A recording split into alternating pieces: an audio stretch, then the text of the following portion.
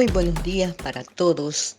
Este es un mensaje muy especial para todos mis queridos amigos liberales genuinos de la República del Paraguay, ante la eminencia de las elecciones generales del 30 de abril del 2023. Les han dicho que no votar o anular el voto es ser irresponsables, que así solamente regalarán la oportunidad a los malos de seguir en el poder. Pues que nos muestren a los buenos, que entonces no podrán quejarse. La peor de las falacias al respecto. Mejor ilústrense un poquito y vean que anular el voto es una legítima opción en una democracia real. Y aunque algún pseudo candidato ande proponiendo lo mismo, nosotros tenemos verdaderas razones para justificar tal decisión. La tiranía del mal menor. En las elecciones, muchos liberales y libertarios caen en la trampa del mal menor y votan por algún personaje del mercantilismo, si lo hay, y si no, de la izquierda blanda o baja en calorías, entre comillas, en vez de optar, si no hay buen candidato, por la alternativa racional de sumarse a la gran masa abstencionista o que vota en blanco o nulo viciado. Si te dan a elegir entre dos males o varios, lo racional es la abstención, porque votando por el mal menor corres grave riesgo de 1. Juzgar por las apariencias y equivocarte. En tal caso, habrás votado por el mal mayor. Y 2. Y si aciertas, habrás votado por uno que si llega al poder va a ser un desastre y a crear descontento, que el otro, el peor, no tardará en capitalizar en su favor. Así pasa muchas veces en toda América Latina. Nos quejamos de que no hay buenos candidatos, pero parte de la culpa es nuestra. No somos racionales y hacemos siempre lo mismo, votar por el mal menor esperando resultados distintos. Esos son los que tienen chance, dicen los neófitos. Los demás no tienen chance, dicen. Es el voto útil. Si no vas a perder tu voto. No es así. Si hay un buen candidato, jamás tendrá chance a futuro si no le apoyas ahora. Y si ahora apoyas a un mal menor, entre comillas, estás dando chance a los malos para que sean siempre ellos los que aparecen y los buenos no puedan hacerse visibles. Y eso no es racional. Además, las izquierdas se dividen en sectas y facciones por dos razones. Los socialistas están interesados personalmente no solo en el poder, sino en el poder absoluto, sin límites. Por eso sus intereses personales son inconciliables absolutamente. Y 2, porque así ganan. Siempre hay uno que es el más radical, bárbaro y salvaje que el resto. Y ese le sirve a los demás para hacer el papel de cuco y asustar a los incautos. Y el abstencionismo es racional. La abstención y sus equivalentes funcionales, el voto en blanco o nulo, en muchos casos reflejan el sentimiento antipolítico, partidofóbico o de aversión a la democracia, pero en otros casos traducen en términos electorales lo que en mercadotecnia se llama indiferencia del consumidor. Es muy lógico. En los focus group y encuestas en profundidad, mucha gente que no sale a votar nos dice a los investigadores por qué. Porque son todos iguales y no vemos diferencias. Bingo, con distingos tan microscópicos, en un cálculo de costos y beneficios, sucede que los costos de invertir en información sobre las diferencias superan ampliamente los eventuales e hipotéticos beneficios. Impecable ciencia política elemental y evidente. Por eso el desinterés y la apatía. Esos estudios nos aportan un dato muy valioso. La masa abstencionista coincide con el perfil de la mayoría silenciosa, los de abajo, los pobres que no se han enrolado por un plato de lentejas, que es el target natural de nosotros los liberales clásicos. La abstención es una forma de voto útil, gana elecciones y crece. Entre los 10 países donde la abstención es mayoría, el líder hasta hace poco fue Chile, con un 58% que no votó en el 2013 cuando ganó Bachelet. El segundo puesto, Eslovenia, donde la abstención fue de 57.6%.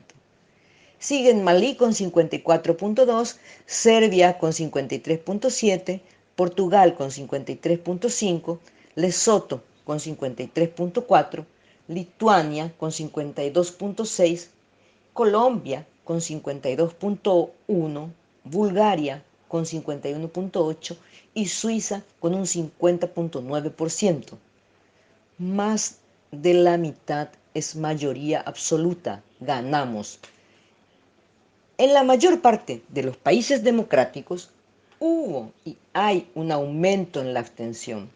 En Estados Unidos, por ejemplo, creció el 4.2% de 1964 hasta el 32.1% en el 2012, hasta que se candidató Donald Trump y salió a votar la inmensa cantidad de la mayoría silenciosa. En Canadá pasó del 24.1% en 1965 al 38.9% en el 2011.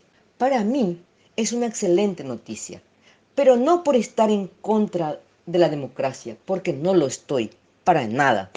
Al contrario, sé que no votar es una opción democrática como otra cualquiera. Esa gente que no vota nos brinda una tremenda lección sobre cómo elegir racional y democráticamente, porque no votando nos envía su mensaje a nosotros los políticos acerca de la ciencia y el arte de elegir. Y el mensaje de los que no eligen dice así: la próxima vez elijan ustedes mejor a sus candidatos. Criterios no discriminantes. Personalmente, llevo muchos años sin votar o votando blanco o nulo si no hay buenos candidatos, aun cuando no tengan chance. La abstención no engorda, es voto útil, no es ningún pecado, no es ningún delito, al menos en nuestros países en Latinoamérica, ni afecta a la salud. Al contrario, es muy buena para la salud mental. No voto a ningún candidato del país por lo mismo que millones de abstencionistas y votoblanquistas democráticos en el mundo. Y es simple. Los criterios diferenciadores entre los candidatos son nimios, no son discriminantes, no sirven para descartar a unos y apoyar a otros, no alcanzan para justificar. Las diferencias son imperceptibles, son todos más de lo mismo y siempre. En casi todos nuestros países hay para elegir entre socialistas del Foro de Sao Paulo y socialistas de la Internacional Socialista, que son supuestamente los deslactosados, sin cafeína, sin colesterol. Por ejemplo, en el Brasil, los forpaulistas del Partido dos Trabajadores y los tucanos del Partido Socialdemócrata. Y lo siento mucho, pero la afiliación a una u otra de las sectas internacionales de las izquierdas a mí no me parece relevante. Tampoco en Venezuela, en Paraguay, en Nicaragua, en Uruguay y en otros países en similares condiciones. En Colombia, antes había mercantilismo, pero hoy hay comunismo rampante. En Venezuela igual, la derecha no existe aún y quedó pura izquierda y de las más fieras. Y la más blanda, pero que lo es solo en términos relativos o comparativos.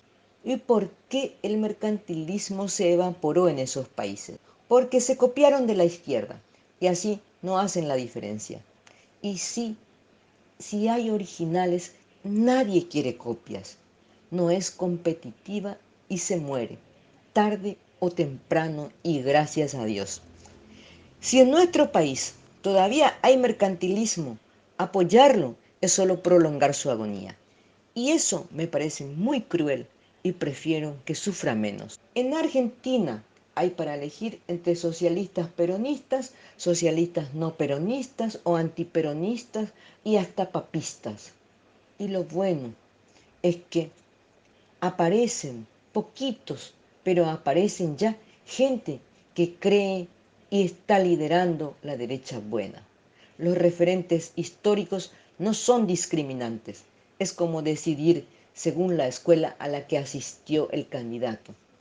Como por ejemplo, fue al colegio La Salle, así que es el mal menor. Es como elegir entre socialistas de Boca o de River. El equipo de fútbol favorito tampoco es válido o significativo. En Venezuela hay para elegir entre socialistas chavistas y socialistas no chavistas o antichavistas. O sea, es como elegir entre socialistas de folclore y rockeros. El tipo de canto preferido no discrimina. Y en cualquier país, no importa el criterio de la corrupción, votando socialista o mercantilista, optar por el mal menor es descartar al corrupto conocido y apostar al corrupto por conocer. En Bolivia el mercantilismo también murió.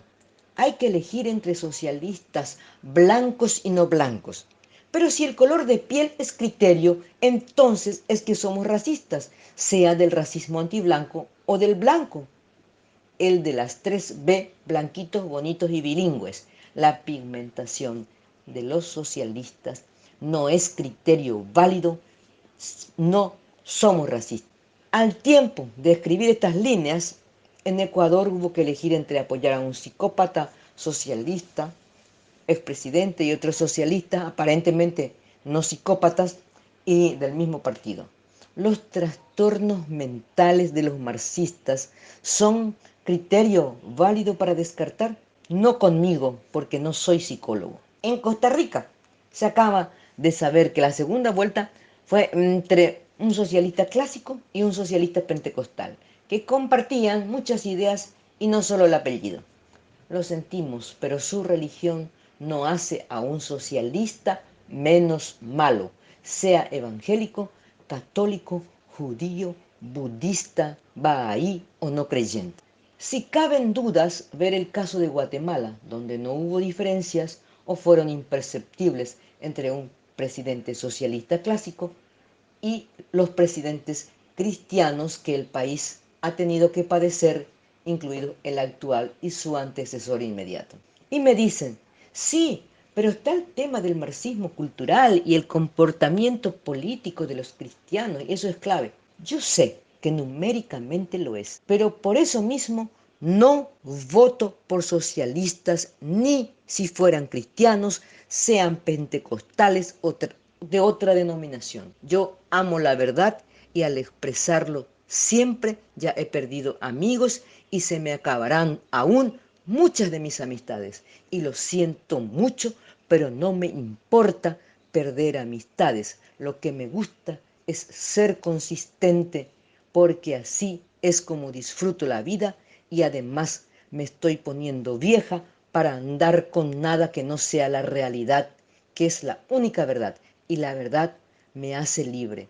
Sean ustedes libres de pensar y responsables de elegir o no quién los seguirá saqueando en los próximos años. Pero los liberales genuinos no votamos nunca a ninguna clase de socialista de ninguna denominación y menos a una concertación o a un rejuntado de comunistas blandos y duros. Muchas gracias y un saludo fraterno a todos los amigos congruentes liberales de la República del Paraguay. Un abrazo.